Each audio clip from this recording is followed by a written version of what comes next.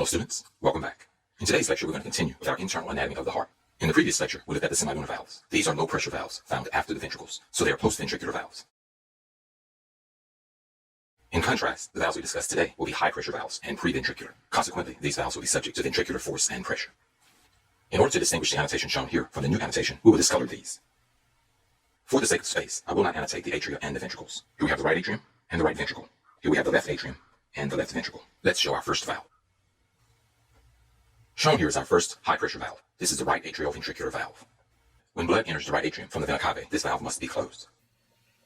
And shown here is the blood inside of the right atrium. In order for this blood to pass into the right ventricle, this valve must open. So during atrial contraction, we'll have opening of this valve. Shown here is the open right atrioventricular valve. Once the valve opens, the blood can then pass into the right ventricle. Once the blood is in the right ventricle, then the myocardium of the right ventricle contracts, pushing the blood into the pulmonary artery. However, this valve must close. Now that the valve is closed, the blood can no longer enter the right atrium. The blood can only exit through the pulmonary artery.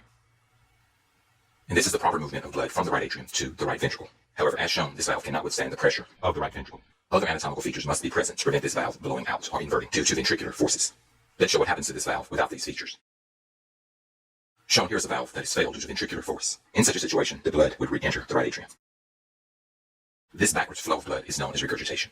As you can see here, this valve has 3 leaflets, or 3 cusps. The features which prevent this valve from blowing out are also found in the left atrioventricular valve, and we'll show those when we discuss this valve. Let's annotate what we've discussed thus far.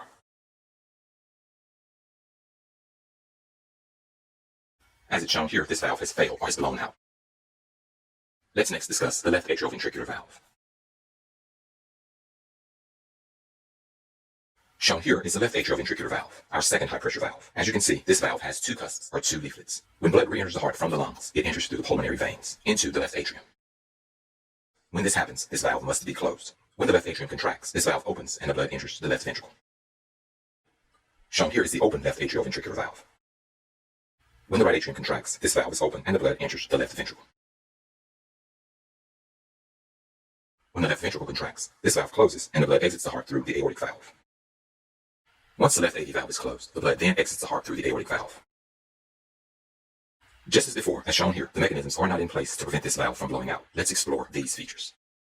So that we can better see these features, I will remove the anterior leaflets. Attached to each leaflet are string-like structures. These string-like structures prevent the valve from blowing out. On the other end of these string-like structures are very strong muscles which hold the valve closed. The heart is very elegantly designed. The strongest muscle in the heart is the ventricular myocardium. And so when this ventricular myocardium contracts, there's no other feature in the heart strong enough to prevent the blowing out of this valve. The heart is designed in such a way that these muscles, which are part of the myocardium, they contract to actually hold the valve closed. So it's the ventricular myocardium that pushes the blood out, and it is the ventricular myocardium that also holds the valve closed. And so we'll name these features later. And so shown here is the valve in the closed state. It is in this state that these muscles are contracting. Let's show the valve in open state. Again, we will only show the posterior leaflet. And this is the left AV valve in an open state. Note, we're only showing the posterior leaflet of the valve. Let's show both leaflets of this valve now and annotate all of our features. The valve here is the left AV valve. Shown here are the string-like structures which hold the valve closed. And shown here and here are the muscles which contract to hold the AV valves closed. These muscles are called papillary muscles. The strings have a very strange name. I'm going to first say them and spell them phonetically, then I'll give the proper spelling. They're called chordae tendinii, so I'm going to spell them the way they sound first. Chordae tendinii. So I have a little ear here to show what it sounds like. Chordae tendinii, chordae tendinii. Now let's show the proper spelling. Here we have our left AV valve, our chordae tendinii, and our papillary muscles. Please keep in mind that the chordae tendinii and the papillary muscles are also found in the right atrioventricular valve.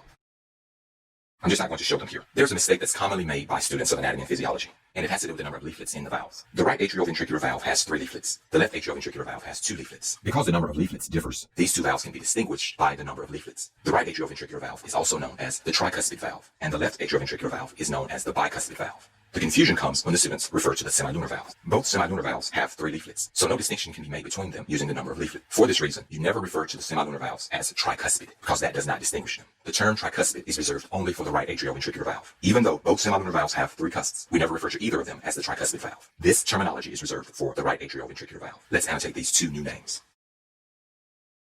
The tricuspid valve and the right AV valve are the same. Additionally, the bicuspid valve and the left AV valve are the same.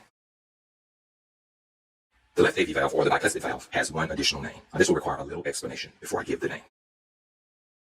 In the Roman Catholic Church, there's this priest known as the bishop, and shown here we have a bishop. I think the bishop is under the cardinal, and the cardinal is under the pope. In any event, the bishop wears a headgear or headdress, and this headdress looks like this. It has two leaflets on it, shown here, and that's called a mitre. And so the headdress for the bishop in the Roman Catholic Church is called the mitre. Shown here is a heart that's upside down, and this is the left AV valve. And here are our papillary muscles and our chordae tendineae. And when anatomists saw the structure of the right AV valve, they noticed that it was very similar to the mitre of the bishop in the Roman Catholic Church. And for this reason, the left AV valve is also referred to as the mitral valve, because it looks like the mitre of a bishop. So let's indicate this third name for the left AV valve. The mitral valve, the bicuspid valve, and the left AV valve are all the same thing.